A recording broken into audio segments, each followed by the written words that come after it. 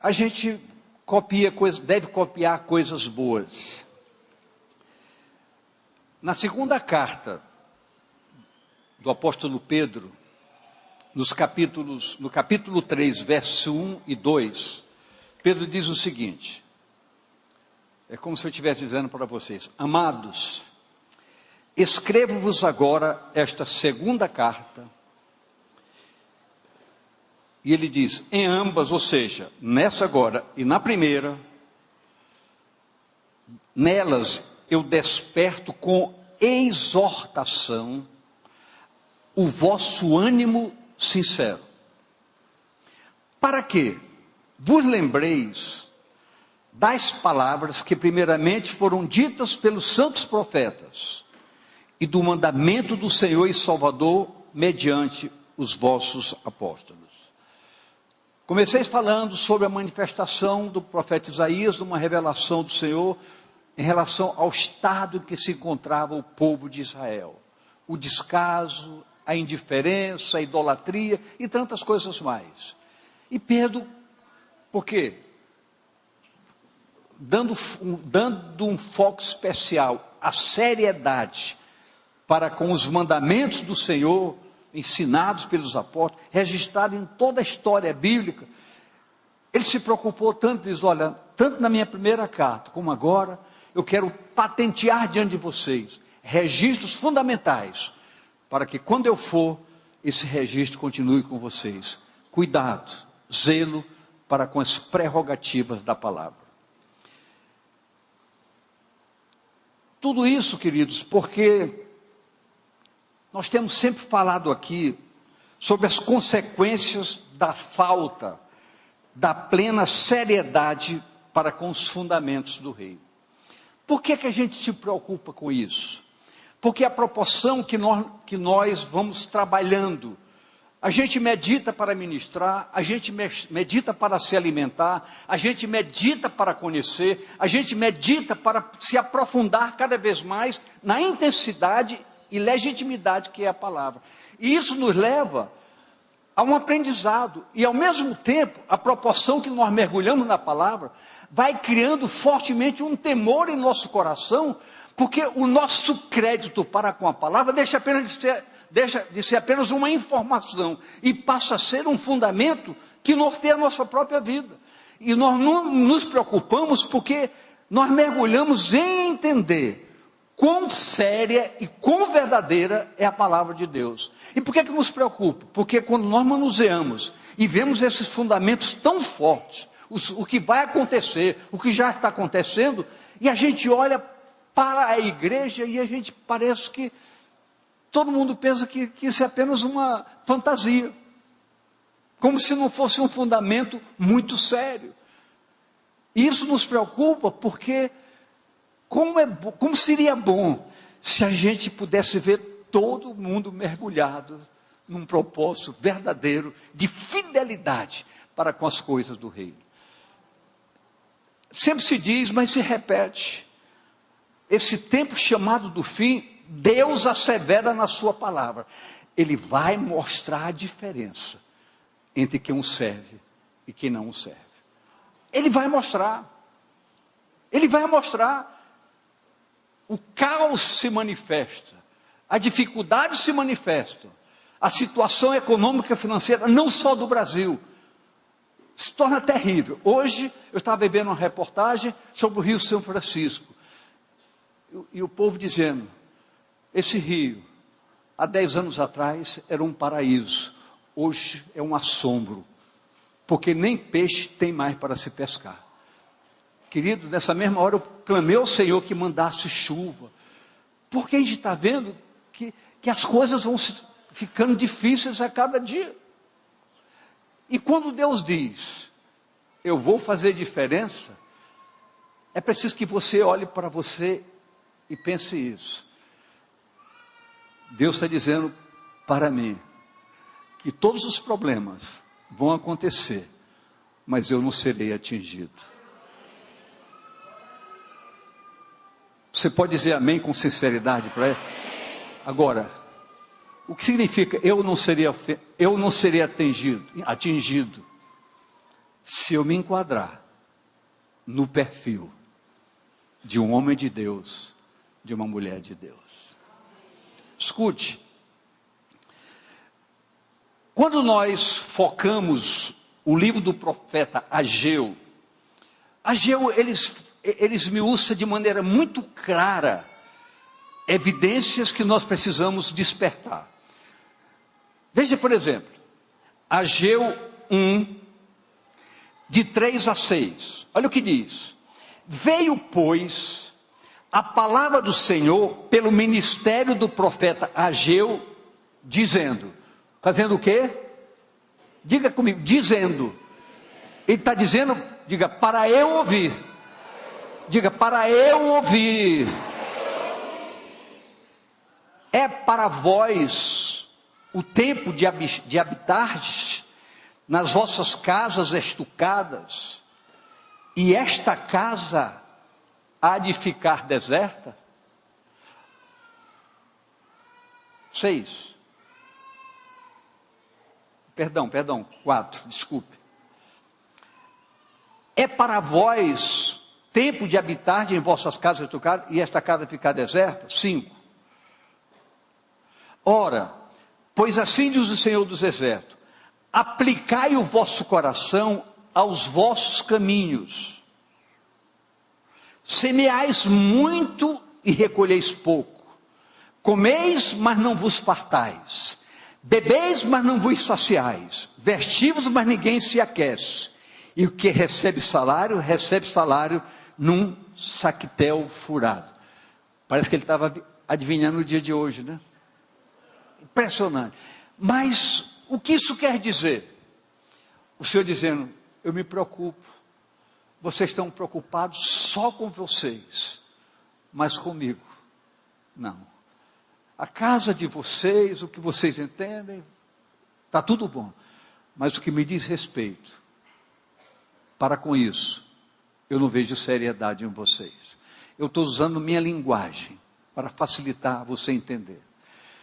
Nesse mesmo capítulo, versos 9 a 11, olha o que diz o Senhor. Olhastes para mim, mas eis que alcançar-te pouco, ou seja, tens orado, tens pedido, e não acontece nada.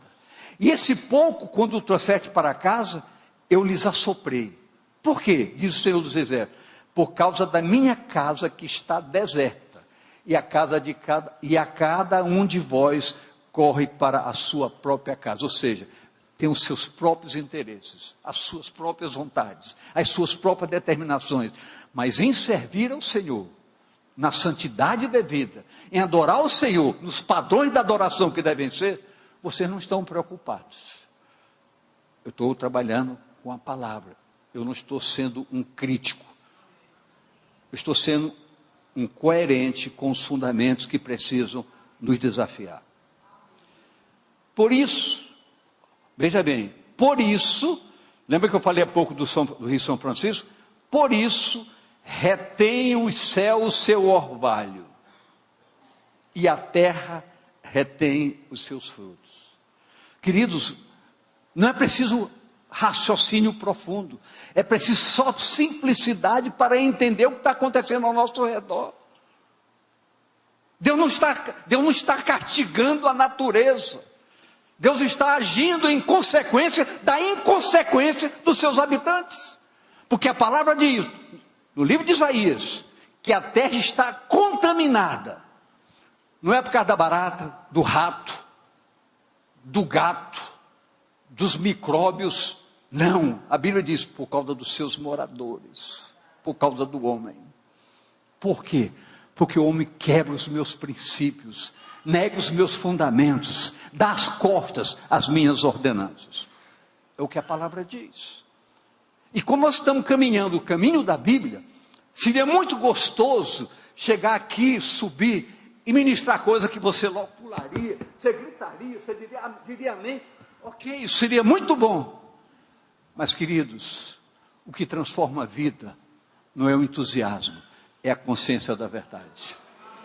Não é o entusiasmo, é a consciência da verdade. Então, um detalhe, quando nós entendemos isso, e nós começamos a mudar a nossa maneira de ser e de agir, as coisas mudam em nossas casas. O pão aumenta, a roupa aquece, o amor prevalece, a dignidade prospera, as coisas mudam, porque onde Deus está presente, a coisa muda. Onde Deus está presente, a coisa muda.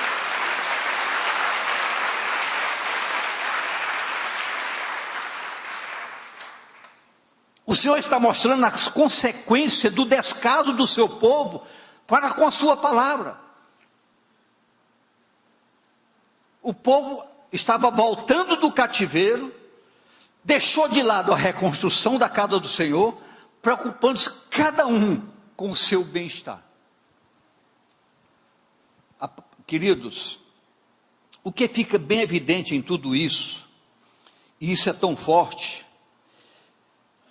porque, entenda bem, falta tudo, mas quem tem tudo? Olha o que nos diz o próprio livro de Ageu, com esse desafio tão forte para nós. Preste muito bem atenção. Olha o que nos diz Ageu 2:8.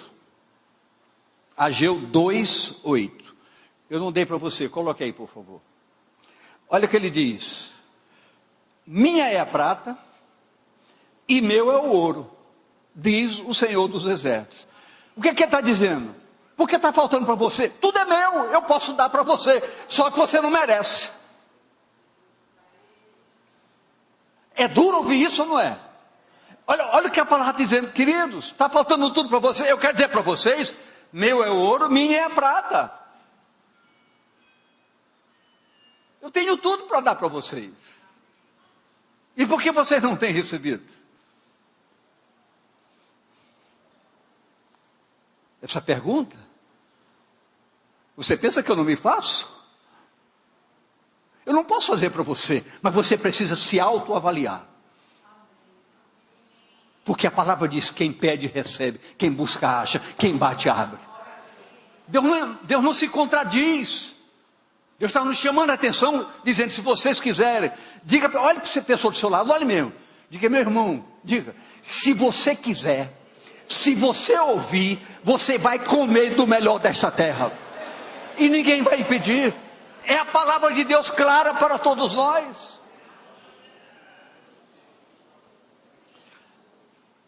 Olha o que nos diz Ageu 2:18 e 19. Antes de você ler isso, diga para você mesmo, hoje, tudo pode mudar. Então vamos ver o que nos diz Ageu 2:18 e 19, por favor. Ponde, pois, eu vos rogo, desde esse dia em diante, desde o 24º dia do mês 9, desde o dia que se fundou o templo do Senhor, ponde o vosso coração nestas coisas. Há ainda semente no celeiro? Nem a videira, nem a figueira, nem a romeira, nem a oliveira tem dado seu fruto? Que dia é hoje? Mas desde esse dia vos abençoarei, e tudo vai mudar, diz o Senhor dos Exércitos. Tudo vai mudar, mas essa mudança não é automática, não é um grito, essa mudança é um fundamento. Por quê? É você dizer, eu mentia, mas hoje eu não minto mais, eu enganava, hoje eu não engano mais. Hoje eu era infiel, hoje eu não sou mais.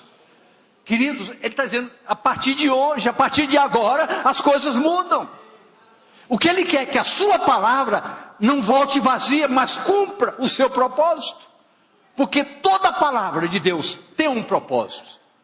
E muitas vezes você reconhece o propósito, mas você sempre olha para o lado e diz, meu irmão não está aqui, ele que precisava ouvir isso. Quem precisa ouvir isso é você, não são os outros. Por isso, entenda muito bem, a palavra igreja sempre nos desafia, sempre nos desafia a um posicionamento definido. Você sabe o que significa definido?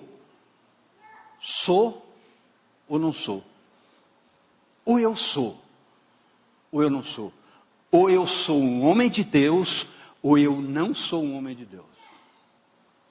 As coisas de Deus são assim, não existe meio termo. Esse posicionamento definido, traz os seus fundamentos, traz consigo uma orientação diretiva, capaz de nos levar à plena alegria da salvação. Queridos, essa alegria precisa ser construída. Prestem bem atenção. Para uma sociedade corrompida, choro é tristeza.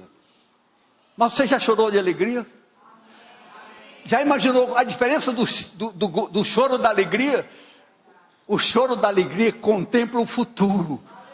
O choro da tristeza machuca-se no presente. Então nós precisamos viver uma alegria da salvação. Olhando para frente, caminhando para frente, correndo para frente, voando para frente. A alegria da salvação, eu escrevi aqui, tem consequências extraordinárias, porque gera esperança, gera confiança. Vejamos juntos o que nos diz Hebreus 12, de 1 a 3. Vamos juntos. Portanto, nós também, que estamos rodeados de uma tão grande nuvem de testemunhas, deixemos todo o embaraço e o pecado que tão de perto nos rodeia, e corramos com paciência a carreira que nos está proposta. Preste bem atenção, olha o conteúdo prático dessa palavra. Para que nós possamos correr com esse propósito objetivo, precisamos de quê? De tirarmos todo o embaraço que impede esse correr. As nossas conquistas espirituais, elas só podem funcionar em nossas vidas quando nenhum peso impede a liberdade de chegarmos lá. Nenhum peso. Olha como Jesus disse, olha, todos vocês que estão cansados e sobrecarregados, venham a mim. Eu tirarei o peso de vocês. Aprendam de mim, disse o Senhor Jesus. Queridos, isso é um desafio muito sério. Aprender com ele significa ser obediente como ele é obediente, correto como ele era correto, santo como ele é santo, perfeito como ele era perfeito. Ah, pastor, mas isso é muito difícil. Queridos, difícil para nós, mas para quem está no prumo da graça, tudo é possível. Porque quem diz isso não é o pastor que está no púlpito, é o próprio Deus que diz: ei, sejam santos como eu sou santo, diz o Senhor. Sejam perfeitos como eu sou perfeito, diz o Senhor. Mas Senhor, o que pode ser? Se você confiar em mim e eu estiver em você, tudo pode aquele que é o quê? Que me fortalece. Então, queridos, nós estamos diante não de desafios, mas de fundamentos práticos de vida. Tudo depende de uma palavra: decisão.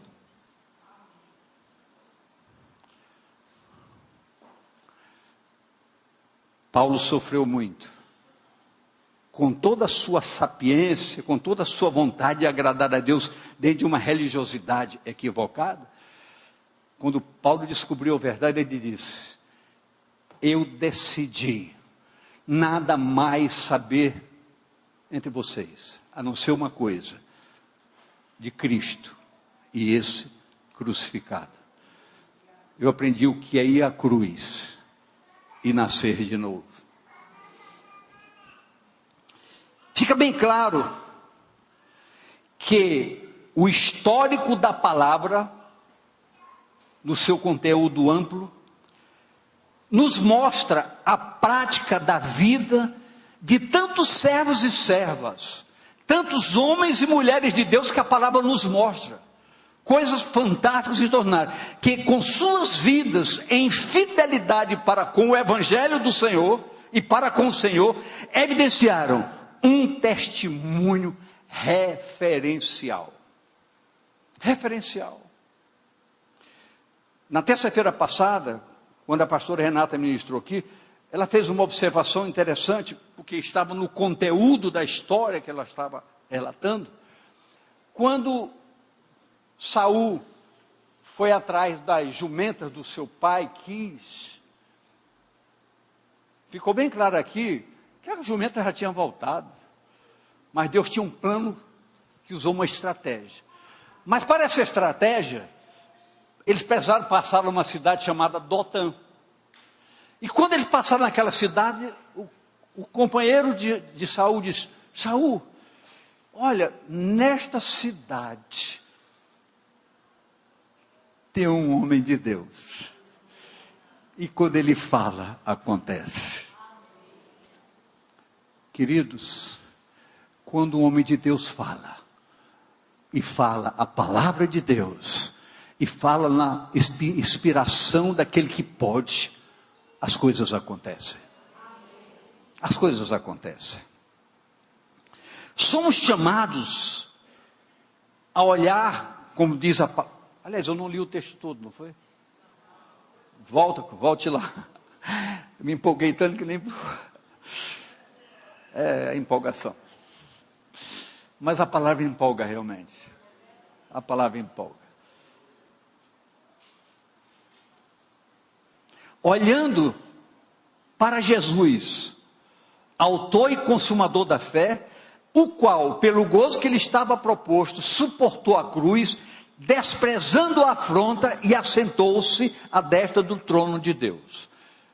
E ele diz: quem crê em mim, vai ficar sentado juntamente comigo no mesmo lugar, acima de todo principado, potestade, todas as forças, tanto de baixo como de cima, como de cima como de baixo.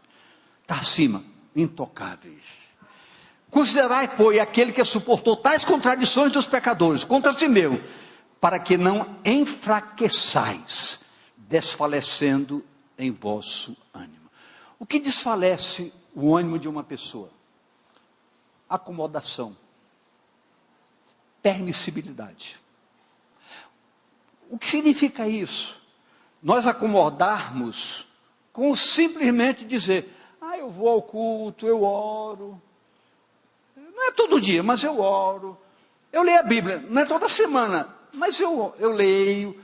Ele vai se acomodando com a religiosidade. E o diabo vai se aproveitando.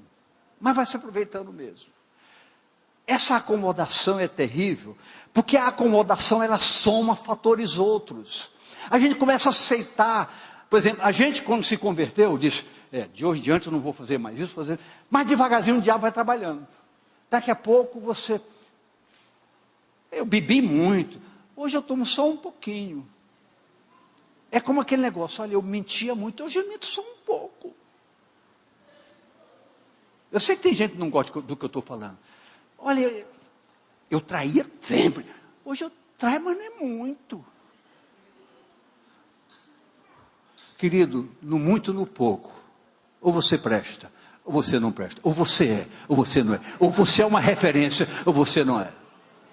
São coisas que, queridos, vamos ver o que a Bíblia diz. Meu filho, por favor, preste atenção aqui. A Bíblia diz: olha, é pecado você fazer isso. Não, você diz: olha, todas as coisas me são lícitas, mas nem todas me convêm. Todas as coisas me são lícitas, mas eu não serei vencido por nenhuma delas. Porque o diabo começa com um pouquinho. Aquela moça que está brigada com o marido, ou aquele marido que está brigado com a mulher, o diabo não chega: olha, eis-me aqui. Não, ele vem vestido de uma roupa bonita, uma moça muito bonita, uma mulher me dá as costas, todo tempo está cansada, sempre não pode. É ver uma bonita, uma roupa comprida, rasgada até aqui. Querido, as atrações estão batendo na nossa porta. Agora, sabe o que a Bíblia diz? o pecado está batendo na tua porta. A ti compete vencê-lo. Então você tem que se posicionar. Quem é você em Deus? Você tem que ter uma posição, seja o que for. Se a porta abrir, Ele é Deus. Se a porta fechar, Ele é Deus. Se vier o emprego, Ele é Deus. Se estiver desempregado, Ele é Deus. Só tem uma coisa, Ele é Deus. Uma hora muda a sua história, porque Deus muda a história. O Evangelho é transformador de vidas. Transforma de água para o vinho. O Deus é transformador de situações. Lembra da história daquele cego? Ninguém acreditava que ele fosse cego. Chamaram o pai. O pai ficou apavorado, com medo, e disse: olha, pergunta para ele, ele é de maior idade. E quem foi que fez isso? Eu não sei. Mas uma coisa eu sei. Eu era cego. E não sou mais. É assim que Deus age. Você fazia, hoje você não faz mais. Tem que decidir. O milagre tem que acontecer. Vamos claramente para os desafios da palavra. O que foi que Deus disse ao seu povo? Eu coloco diante de vocês, eu citei aqui domingo, a escolha. Vocês querem vida? Vocês querem morte? Vocês querem bem? Vocês querem o mal? Escolham. O Evangelho não impõe nada a ninguém. No capítulo 12 de Hebreus, esse capítulo nos ensina coisas preciosas sobre o cuidado de Deus para com seus filhos. Na própria correção, Deus age para o nosso bem. Mas Ele nos propõe um caminho de paz e um caminho de santificação. Há algo, contudo, que aguça nossa preocupação. Aguçar significa mexe com a nossa preocupação. Estimula a nossa preocupação. Com todos, no que diz respeito ao compromisso com a prática de vida cristã verdadeira. A igreja precisa colocar em prática um cristianismo autêntico e verdadeiro. Por parte de todos nós. Querido, nós estamos vivendo prenúncios do fim. Nós estamos vivendo o quê? Do fim. O fim está batendo na nossa porta. Então nós temos que entender claramente. Não adianta chegar aqui A, B ou C, ou um grande teólogo, revolucionando, dando uma mensagem extraordinária, dizer: olha, Deus disse que no dia tal vai acabar. O próprio Jesus disse: nem eu sei. Mas uma coisa eu sei: preparem-se. Então o importante para eu estar tranquilo, seguro, é que eu tenho que ser santo. Ontem, hoje e amanhã. Isso é fácil? Não. É possível? É. Agora, quando você cai na armadilha do diabo e entra no pecado, você sofre ou você não sofre? Não, vamos ser sinceros, sofre ou não sofre quando você erra? Agora eu pergunto, quando você vence, o que acontece com você? Aparentemente não, mas lá dentro você sente Deus agindo radicalmente, lhe dando prazer, lhe dando uma alegria, e você dizer: eu não fui, eu não fiz, eu não caí na cilada. Queridos, isso não tem, é isso que o mundo não entende. A vitória de uma vida cristã plena, ninguém pode explicar, só sentir. Por isso que tem o choro da alegria, porque você chora de alegria, porque sabe que Deus operou na sua vida, além das suas expectativas. Temos que mudar de vida, temos que gerar um novo tempo. Esse novo tempo nos chama seriamente para realizações. Escute. Deus é amor, mas Deus é justiça. Olha o que nos diz Hebreus 12, 25 a 29. Vede que não rejeiteis o que fala. Não sou eu, a palavra. Porque se não escaparam Queridos, por favor, preste atenção. Eu disse o quê? Deus é amor, mas também é. Eu falei muito desse amor. Agora vamos analisar esse aspecto. Vede que não rejeiteis ao que fala. Porque se não escaparam aqueles que rejeitaram o que na terra os advertia, muito menos nós, se nos desviarmos daquele que é dos céus. Se nos desviarmos dos princípios, as consequências virão. Lembra lá de Ageu? Meu é o ouro, minha é a prata, mas eu dou para quem eu quiser.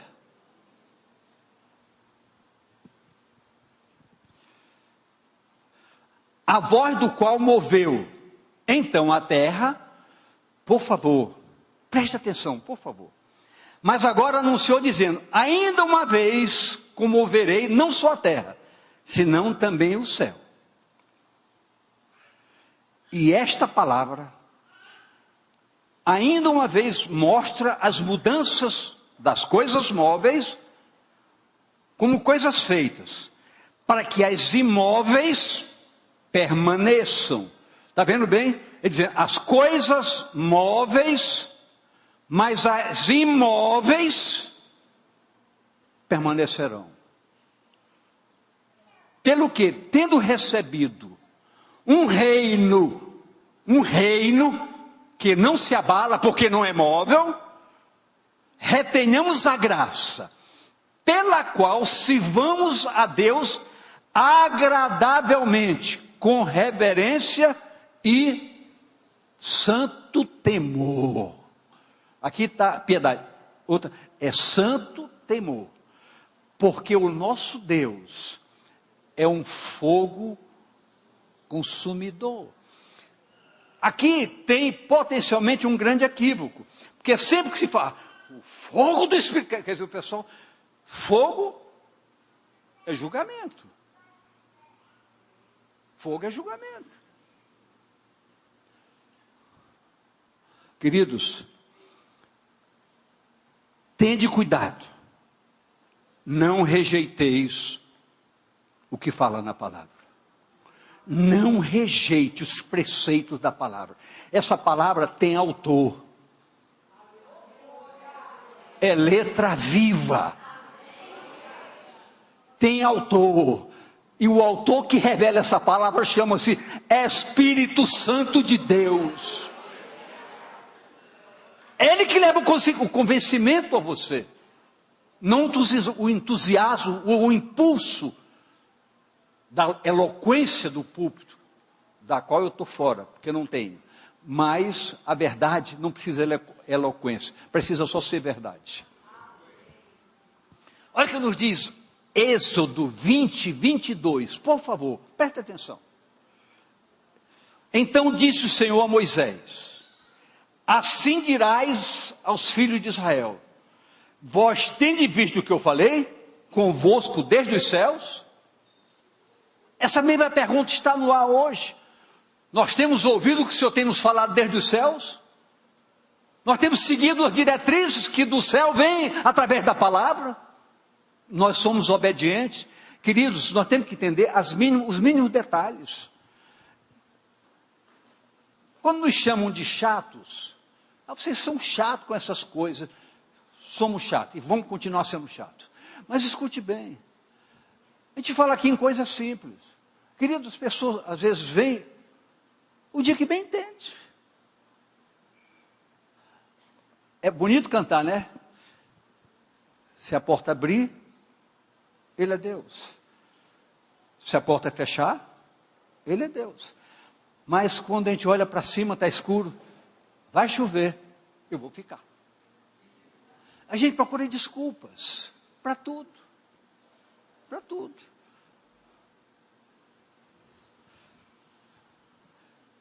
Por favor, vou falar uma coisa. Feche seus ouvidos para não ouvir. Domingo passado foi dia da eleição, não foi? Teve gente que nem foi votar, mas disse, não, hoje tem dia de eleição, não dá para eu ir. Nem foi votar. Será que eu estou acertando algum tiro em alguém? Não, mas eu estou só usando como fundamento. Tem nada a ver. Tem nada a ver. Eu estou só mostrando como a gente arranja desculpa para tudo. Quando nós temos um compromisso, querido, pode até estar chovendo. Se o seu coração estiver tão forte, por onde você andar não chove. Querido, parece um absurdo, mas eu estou falando uma verdade. Chove antes e depois, mas quando você está indo não chove. Bom, Hebreus 10, 28 e 29. Quebrantando alguém a lei de Moisés, ei, escute isso, anulando ou negando a lei de Moisés, morre sem misericórdia, só pela palavra de 2 ou 3 testemunhas. Agora veja o seguinte: de quanto maior castigo cuidais, vos será julgado merecedor aquele que pisar o Filho de Deus e tiver por profano o sangue do testamento, com quem foi santificado, e fizer agravo ao Espírito da graça. Queridos, é só prestar atenção e ouvir.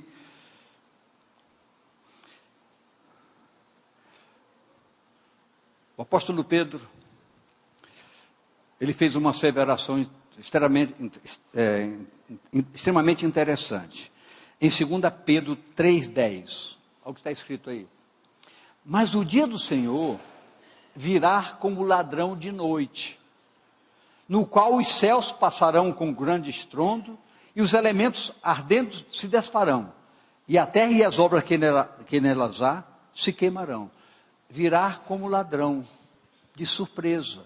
Eu pergunto, uma igreja séria será surpreendida? É impossível uma igreja preparada ser surpreendida. Então, querido, nós temos um compromisso. Ontem, hoje e amanhã, teremos uma vida plena de agrado ao coração de Deus. Agora eu pergunto, isso evita de você de ser tentado? Não. Isso evita você de ser perseguido? Não. Só que a palavra diz, os meus, até a tentação dos meus é diferente. Porque quando o meu é tentado, eu mando um pacote junto. Juntamente com a tentação, vem o livramento. Veja só, olha esse privilégio. Olha esse privilégio. Ele diz, você não vai ser tentado além do que você possa suportar. Mas está dizendo que você pode suportar. Você pode vencer. Precisamos ter como patrimônio seguro as coisas inabaláveis. Porque as coisas abaláveis são passageiras, querido. Tudo é passageiro, todo o patrimônio, toda a riqueza, tudo vai ficar. E muitas vezes fica deixando briga na família. Mas ele diz, as coisas inabaláveis, ninguém tira de você. A sua salvação, ninguém tira de você. A sua morada no céu, ninguém tira de você. Você vai andar em ruas de ouros, entrar em portas de pérolas, ninguém tira isso de você. Ninguém tira isso de você.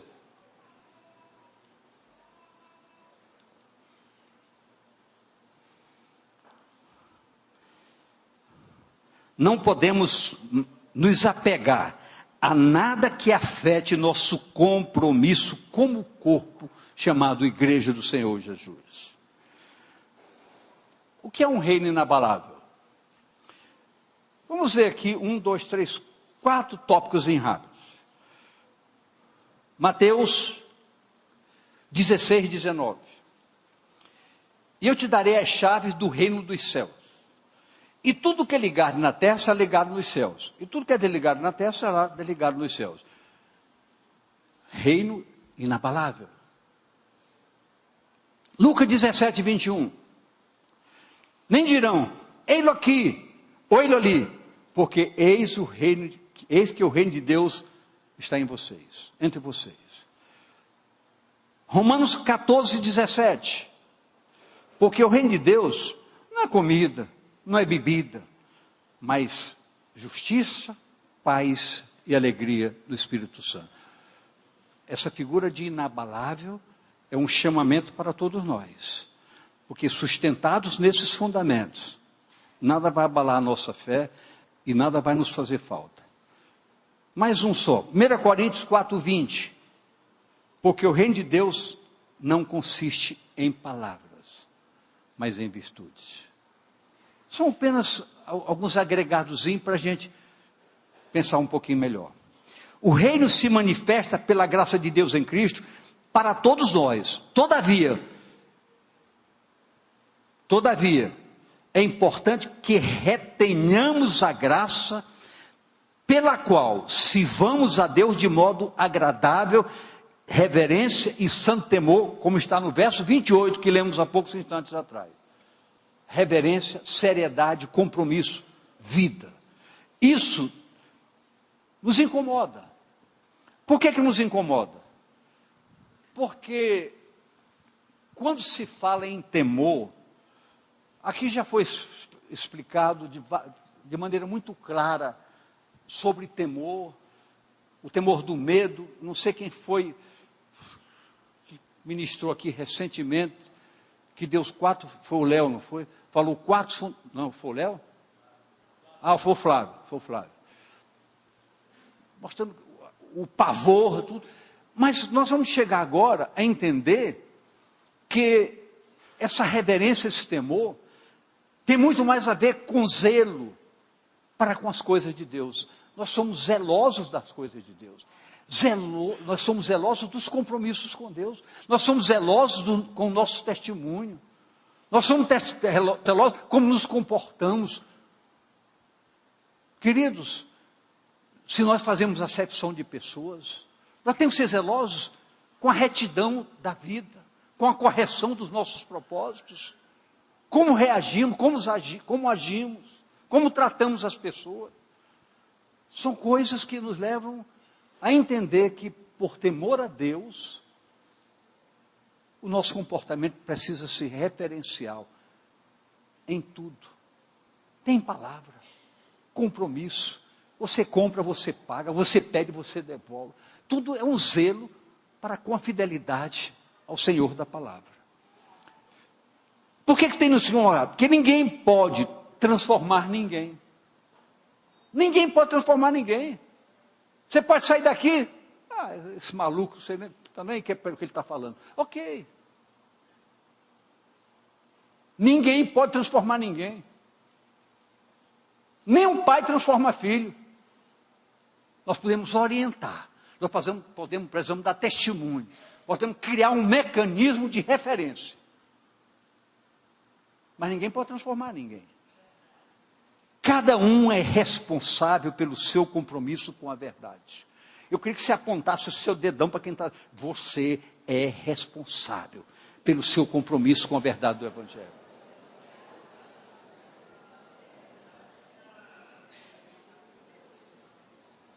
Isso é tão verdade. Olha o que diz Romanos 12, 2. Quero repetir. E não vos conformeis com este mundo, mas transformai-vos, você se transforme, pela renovação do vosso entendimento, para que você experimente qual seja a boa, agradável e perfeita vontade de Deus. Diga você, aponte o dedão mesmo, você. Amém, queridos? Tudo isso é muito claro. É uma questão de entendimento.